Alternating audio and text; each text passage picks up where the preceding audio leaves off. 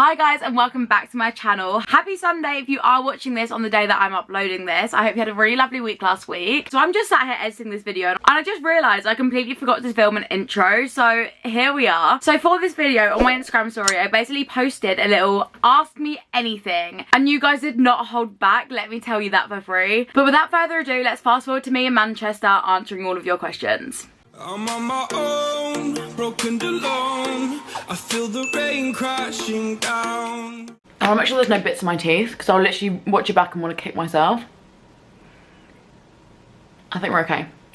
I'm going to find one to start off with that's kind of tame. The hardest thing about the bulk / cut cycle, there are so many things that are so hard about it. Like genuinely what is easy about it is probably a better question. I'll do one for each. So bulking, I find it so difficult to eat past my hunger signals. So when I was bulking, I would literally be forcing food down. It'd get to the point that I eat my meals quite like generically late. I personally really hate eating when I first wake up. Like me eating at 8 AM is like the worst thing.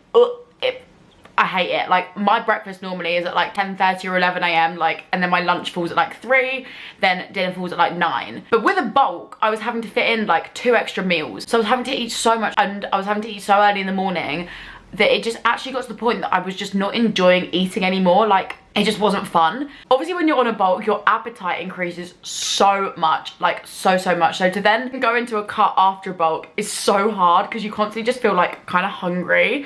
And one of the hardest things that I found about cutting, to be honest, is not eating over my calories. Like I do it like the majority of the time, to be honest. The main hard thing for me about cutting is where I've had such a bad relationship with food in the past. My main priority is to not get any of those like back. My main priority always is that I don't get any of my bad habits with eating back. But when you're cutting, obviously if you eat over a certain amount, you're then going to go into your maintenance. But I'm still trying to apply the rule of if I'm hungry, I will eat. Like I'm not stopping myself eating. If I get to like 10 PM and I'm sitting there hungry, I will eat a protein bar. Like it doesn't even cross my mind, which obviously in some ways is good, but when trying to stay in a deficit, you do have to be a little bit strict on yourself. To be honest, at the minute I'm finding it quite difficult to find the happy medium in keeping a healthy relationship with food whilst also staying in a deficit. One thing that has helped a lot with that though is volume eating. Like I will preach the high heavens about volume eating. Like I genuinely think it's like the #1 rule in a successful calorie deficit without putting your body through like hunger. Yeah, volume eating is the best thing ever. I definitely think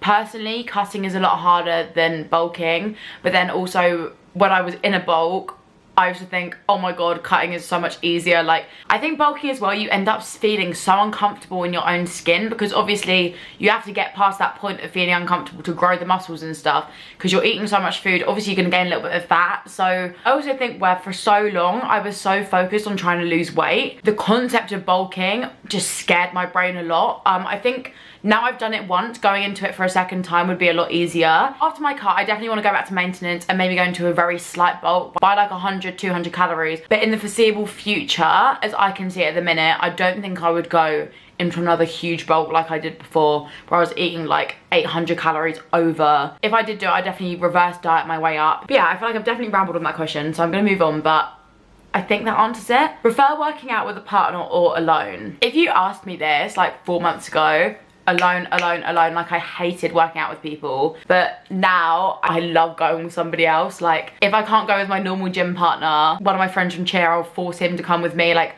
I always want to be going with somebody. I feel like I'm a lot more productive when I go with somebody. Like I feel a bit more accountable. I still feel like when I go on my own, I have this like weird gym anxiety being there. I don't know where it came from because I was literally fine for like 8 months. So at my old gym, I had quite a few bad experiences with like, I'll say strange men is all I'm gonna say. You can probably kind of understand what kind of experiences I'm talking about, but I think ever since that's happened, I constantly, when I go on my own, just feel really on edge. If I go on my own, I have to force myself to go, like it's a chore to go on my own, but luckily enough, I normally do get to go with a partner, so it's fine. Right, the next one. How much cardio versus strength training to do for weight loss? The only thing we're looking at when we're looking at weight loss is your calories in versus calorie out.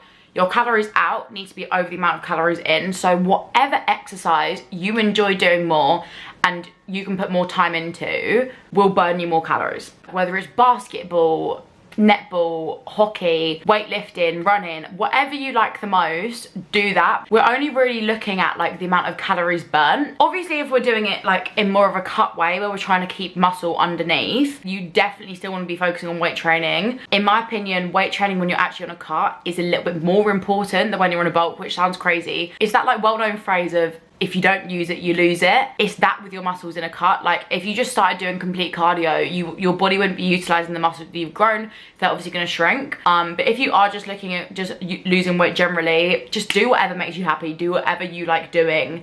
But yeah, personally, whenever I'm on a cut, I personally do a mixture of both, but I always prioritize my weight training sessions. So on an ideal week in a deficit, which never happens, trust me, couldn't tell you the last time this happened, probably like 2 months ago, I'd be hitting 5 weight training sessions and I'd be hitting 3 cardio sessions, 1 being swimming, 2 being running. I will always prioritize the weight ones because my main priority is trying to keep the muscles underneath the excess fat. But I'm assuming you just mean like generic fat loss. Literally just do whatever makes you happy. If it burns calories, then it's going to help you get into a deficit. That's like the bottom line at the end of the day. So next question, what do you do for work? This is probably one of my most asked questions. Like, I can't believe how much I get asked this. It's probably because I never put it online. Like, I try and keep my work life and my like content online social media life very, very separately. Because of the nature of my job, it's just easier to say nothing, to be honest. But to put it very simply what I do, I'll kind of tell you what I put on LinkedIn, so it's fine for me to say everything. So I started my job when I was 18 and I started it as an apprenticeship. So I did a degree apprenticeship with them. So I got a computer science degree whilst working full time. But I work for a technology consultancy company in London, and basically my job differs all the time depending on like projects and stuff. So at the minute, my current role is doing global sales and marketing. I've done so many different jobs in the past. Like, one of the best things about working for my company is if you kind of get like bored of a project or a job, you can kind of just move project and get a completely new role. You can pretty much get like a whole new task, like whole new job within the same job. So you still have the job security and everything, but you get to like go between loads of different projects, like experience loads of different industries, loads of different types of work and stuff. So I've done like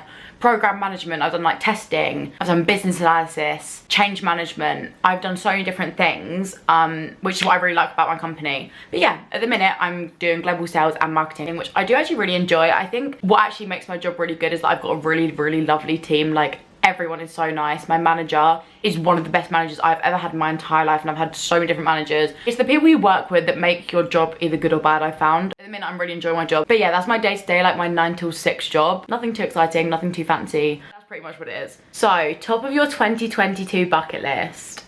I do have one massive thing, but I'm not going to say it because I feel like if I put it out into the world, it's just gonna jinx it. It's one of those things that I've pretty much told one person, and I feel like I'd rather it happen and then be like, kind of thing. I'm manifesting it behind the scenes, but I feel like I'm just gonna jinx it if I put it out to the world and like tell everybody. So there is one major thing, but one that I'm gonna tell you is to go traveling somewhere.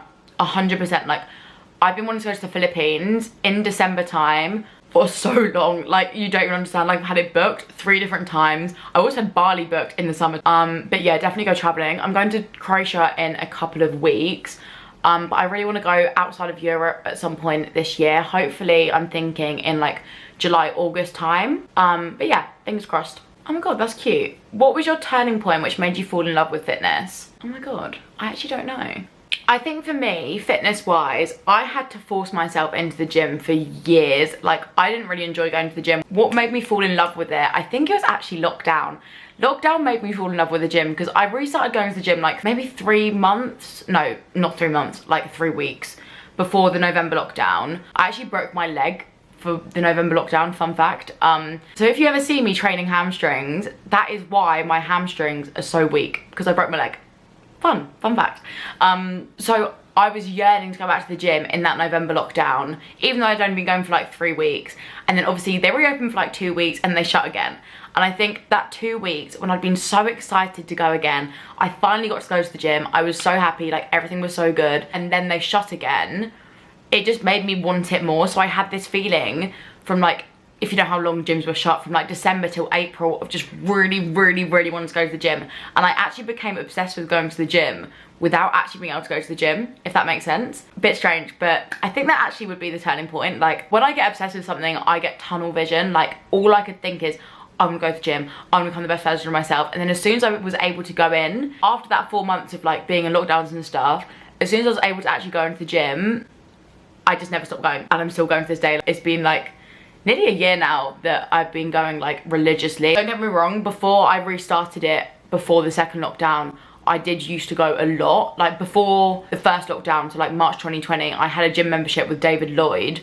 So expensive, oh my god, it literally was so expensive. And some David Lloyds are really nice. My David Lloyd wasn't. Like my David Lloyd was just like, it wasn't it. Like it was not nice, and I was spending like 120 quid, like never again. I used to go there, or the first lockdown I really started picking up my gym schedule. Like I just had a breakup, so I was trying to be the best version of me. I have been going to the gym for years. I've probably been going to the gym since I was about 16, on and off, but I think when I actually fell in love with going to the gym in lockdown, which is weird. Tips for staying consistent with macros. I really struggled to keep mine similar from day to day. I think it's one of those things that gets so much easier with time, which probably isn't what you want to hear because you can't make time go any quicker. The more you start doing it, the more you think like, so I can kind of look at my macros now and be like, okay, I've hit that much protein, which means I have that much left. And I can kind of think in my head what kind of meal ideas I then want to create. So I kind of like do things around my macros. I think it's one of those things that you get the hang of over time. Honestly, don't get too hung up on it. Like as much as it is really helpful to track your macros and stuff, it's not the be all or end all. Like just try your hardest to keep them as similar as possible, and like you'll get that over time. It's just something you like start picking up. Say for example, when I come home and I'm like, right, I have 200 calories left, but I have to have X amount of protein. Like I'll sit there and be like, right, okay, 4 Baby Bells and like a little bit of chocolate kind of thing. And then I know that's gonna help me hit my goals. But the more you do it and the more you proactively try and find ways to fit things into your macros, the more you'll think, oh, last time I had like a mug cake when I was like that low in protein. Or you'll sit and think like, oh, last time I was low on fat, I had like a square of dark chocolate or something.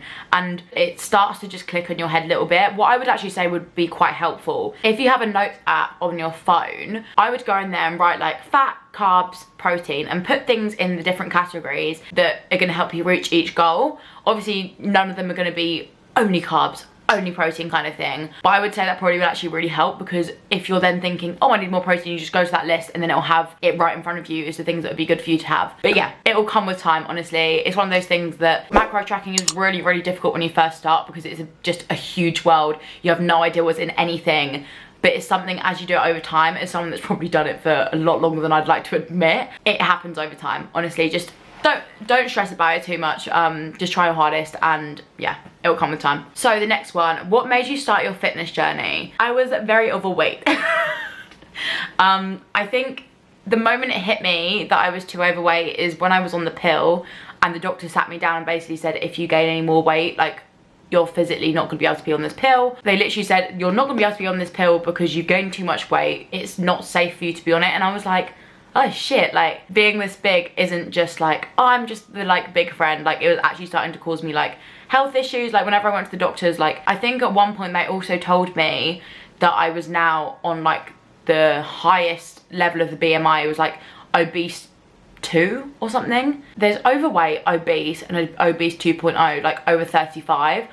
I got to that and they said it to me and I was like, oh shit, like I was kind of just living in denial for a very long time, and something just clicked in my head when like the doctor said to me that I couldn't be on specific medication because of my size, like, and I just realized that I was only gonna get a lot worse over time if I didn't do something about it, because I've been living in denial for like 3 years. When I look back, right, at one point I actually used to think that eating sugary, unhealthy, processed food was helping me lose weight, because whenever I was trying a fad diet, eating like salads all the time, only eating salads, only eating smoothies, like doing Slimming World, like restricting myself completely, I would end up gaining weight. And I was like, oh, they don't work. Like, why would I eat this stuff that just doesn't taste nice when I can sit and eat like a McDonald's? Like, at one point I literally used to have a McDonald's for every meal. All I can say is I'm out of that situation now, and McDonald's is a very once in a while treat. But yeah, I just realised that my health was in like severe danger, and it was also really getting my mental health down, being the biggest friend. Like I also like remember one of my friends made a comment about like how she wanted to have a photo with me because I'd make her look skinny and make her look good. And to this day, she has no idea that I know that. And I'm actually not friends with the girl anymore for very evident reasons. So if she's watching this, then I did hear that. So thanks for that. I mean, at the time, really nasty thing to say, but I mean, you gave me a bit of a kick up the arse, so I guess thanks. Like, but yeah, bottom line, they all lead back to one thing. I was very, very overweight, and I was very upset and depressed within myself because of that. And part of my brain thought that losing a lot of weight would solve all of my problems and make me happy, which, just a quick little PSA, it doesn't. Being slim doesn't make you happy. Honestly, take that from someone who lost far too much weight and ends up with an eating disorder. Being skinny won't make you happy.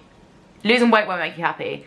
You have to love yourself to be happy. I will preach that till the end of time, because I wish I could just go back to my old self and just give her a hug and be like, just do it slowly, do it slowly. Like, you don't need to starve yourself. It's not a good idea. I'm rambling again, but yeah, that's the whole reason I started my fitness journey, because I was too big. How often do you have a non-track day? Far more than I should. In a deficit. I probably have a proper off-track day once a week, and when I say an off-track day, your girl goes a bit mental. An off-track day with me isn't just having like one nice meal, it's me having like 2 donuts, 2 nice meals, like it's me going a bit crazy. And then I have the cheek to sit here and be like, why is my weight loss so slow? At the end of the day, the fact that I do that hopefully can show you, even if I do have like one day off, I still have lost 6 kilograms since I started my deficit. Like, you can still eat what you want to eat, as long as it's not the majority of the time. Like, Monday to Friday, I stick to my deficit completely. Like, I'm really good with it. Saturday and Sunday are a little bit rocky sometimes, but yeah. It's one of those things that I've always said, I would rather the weight loss take 3 months more, and whilst I'm doing it, still be happy and still be eating the foods that like I love. If I want to have a Burger King, I'll have a Burger King. Like, it's never that deep.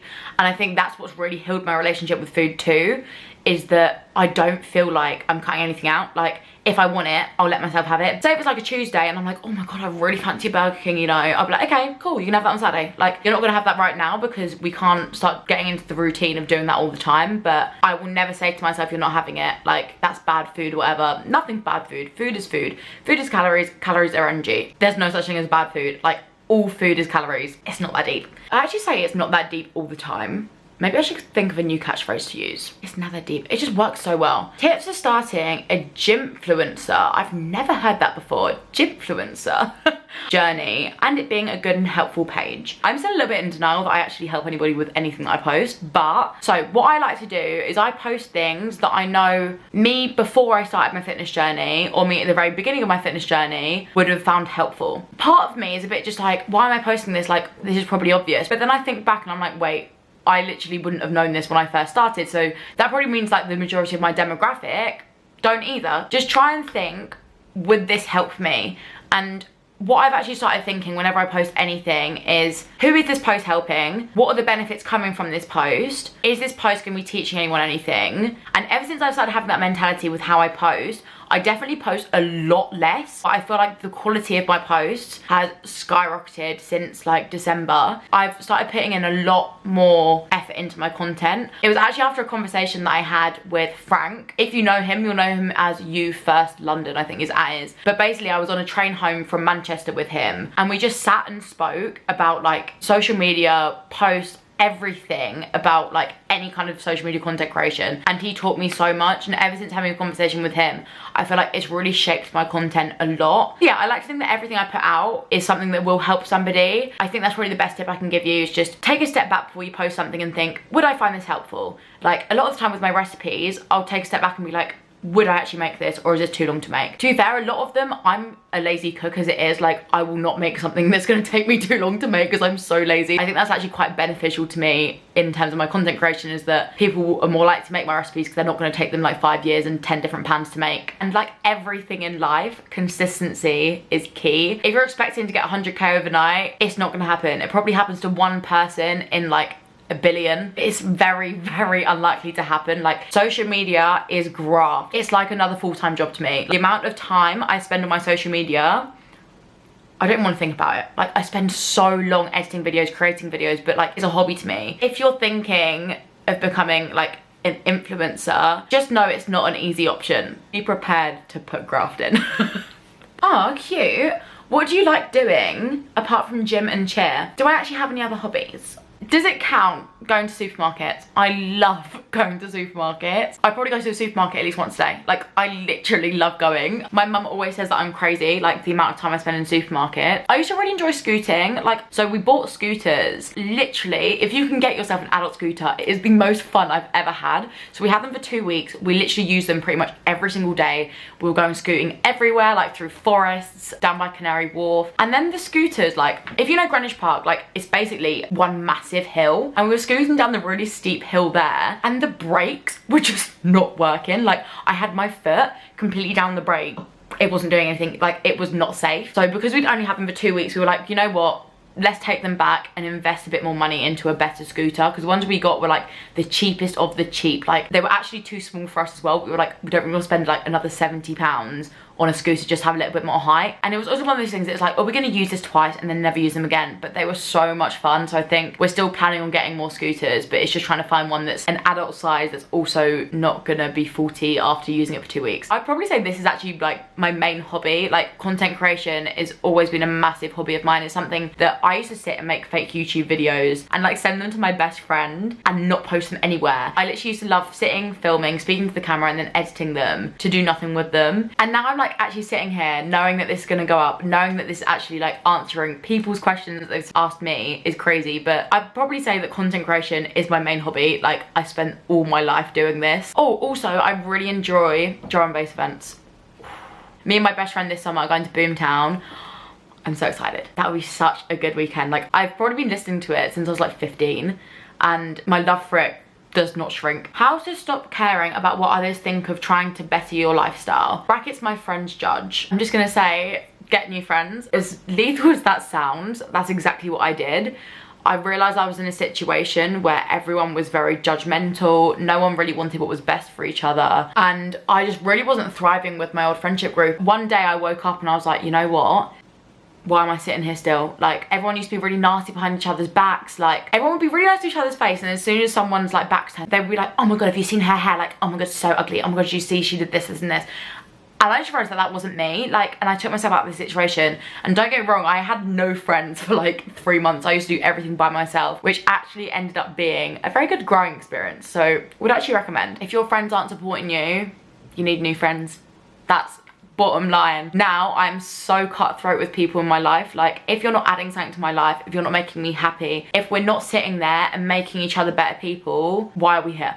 Like, why are we here? The older I've got, the more I realise how important my time is. And I only want to spend my time on people that I love being around and are so supportive of me. Like, all my friends are so supportive of me. But yeah, I actually have a lot to say about changing your like mindset in terms of like caring what other people think of you. I actually really want to do a complete separate video on it where I've like kind of noted down some points and stuff. So expect that to come soon. It's actually on my list to film. Honestly, as soon as you stop caring about what other people think of you, your life becomes so much better. Like, I used to be so consumed by what other people used to think of me and like what I used to do. Now I literally am just like, if you're gonna judge me, go for it. Like, I'm doing what I want to do in my life. Life is genuinely too short to sit and look back and think, why did I not do that? Because some irrelevant person that I didn't actually really like in the first place was judging me. Are you really gonna be stopping what you want to do in life because of somebody else? If your circle around you is not bringing you up, get a new circle. And if you are scared of getting rid of your friends, not having any friends like I did, Bumble BFF is your new best friend. Like, a lot of the girls that I'm friends with now, I actually met through there. I used to be kind of embarrassed of that. Like, I don't know why. I used to think it was like a bit like, oh, like, that's a bit weird. Like, why did you meet them through like a dating app? It just means you can find people that have very similar interests, and I've made a lot better friends through that. Never be afraid to refresh your friends, because best thing I ever did, honestly. It's one of those things I actually sit and think, I'm like, imagine if I was still in that situation. I would never have done TikTok. I would never be sitting here filming this video. I would never be literally sitting in Manchester going to an event with my protein. Like, people that I used to be friends with literally used to like the fact that I was like the overweight friend because it made them look better. And that's the kind of people you need to get out of your life. Please, can we get a coffee? You're so inspirational. Babes, if you're ever in London, hit me up. Hit me up. Yeah, if anybody's in London, like, I'm so down to meet new people. I'm a little bit of a busy bee at the minute, I'm not gonna lie, but I'm so down to meet new people. How long are you gonna stay in your deficit for? I'm not sure, to be honest. I haven't really thought that far ahead. I think I'll probably stop it once I feel a little bit more lean. I haven't been in a huge deficit, to be honest. Like, if I'm looking at weekly calories, I'm probably scraping just under my maintenance. So it's not like I'm putting my body through a lot in terms of weight loss. But yeah, I'll probably start reverse dieting once I feel a little bit happier in my body, to be honest. Like, the whole reason I've done a deficit is that I was starting to feel a little bit chunky in my own body. And the whole reason that I started going to the gym is so I felt better in myself, and I started feeling worse in myself for a very long period of time that I was like, you know what? Let's just have a cut for a little bit. So I want to feel like I'm in a good place before I start putting any calories or thinking about it again. I want to make sure that I feel a lot better in myself and I feel good within myself before I start reverse dieting, but I don't really have time to get on that. It's kind of as and when, to be honest. As I say, I'm not really restricting my body too much. I don't feel like I'm really missing out on anything. I could quite happily eat like this for the next like few months. But yeah, we'll see. Where do you get the majority of your food from? Sainsbury's or Aldi? Aldi and Lidl, I get my like protein yogurts, protein puddings, and my fruit and veg. And then Sainsbury's, I always just do my main weekly shop, just because as a vegetarian, they have a lot better meat-free options than the other supermarkets. Where do you see yourself in 5 years' time? Hopefully still doing this.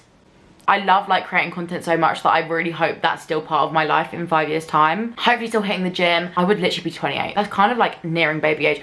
I think I want to be at least 30 before I have a child. Like, at the minute, I'm so anti-children. Like, I think at some point that will change, but hopefully moving out. I really do not want to be living with my parents when I'm 28. I really hope by then I've also had a gap year. Like, I really want to have a gap year. But I just want to make sure that COVID's completely gone before I go for it, because it's a lot of money to be spending for it to then get ruined because of COVID. Like, I'd rather just wait a couple of years and have more money and have a bit more stability before I end up going. Ever had any beef with another fitness content creator? I wouldn't call it beef because I didn't react to it. I got a message a couple of weeks ago that was just not okay at all, kind of commenting on my figure from another fitness content creator. I didn't know of them, but I recognized the face. It was one of those things that I kind of sat back and I'm like, you call yourself a fitness content creator, all of your posts about like body positivity, and you're actually gonna sit messaging me dragging my figure. People like that just should not have a platform. Like, the level of fakeness, not okay. But yeah, other than that, every single person I've met through the fitness community is so lovely. Some of my best friends I've literally met through the fitness online community. But yeah, there was that one time a couple of weeks ago which I still am not over. Very shocking, and I sent a screenshot of it to my manager and they were like, what? Like, what? I'm not gonna say anything more about that, but be careful who you follow, because there are some fake people out there. I'm going to tell you that for free. If there was one brand you could work with, who would it be? I'm going to have to be a basic gym girl and say Gymshark. Like, I've been buying from them since their very first Flex launch, and it's quite literally my favourite brand. If I had the option to sit and pick one brand that I could sign a contract with tomorrow, it would without a doubt be Gymshark. Alphalete is another one that I would love to work with. I'm mainly just obsessed and spend half my paycheck on the Amplify like shorts and leggings. I haven't actually really tried anything else from Alphalete, which I probably should, but it's very expensive. But yeah, without a doubt in hell, Gymshark. Oh my god, it's 11:11.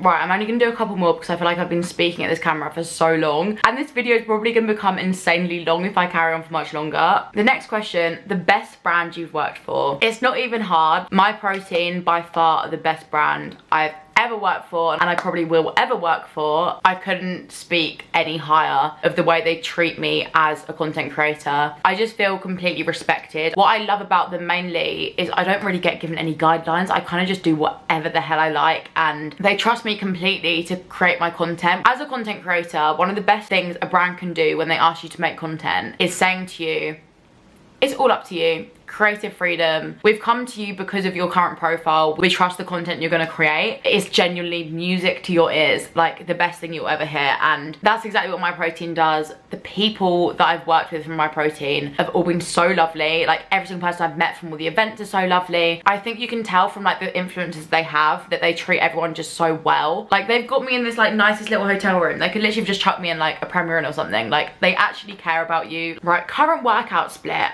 I'm gonna go over this one really quickly. I do 2 push sessions in my plan, which is chest, triceps, and shoulders.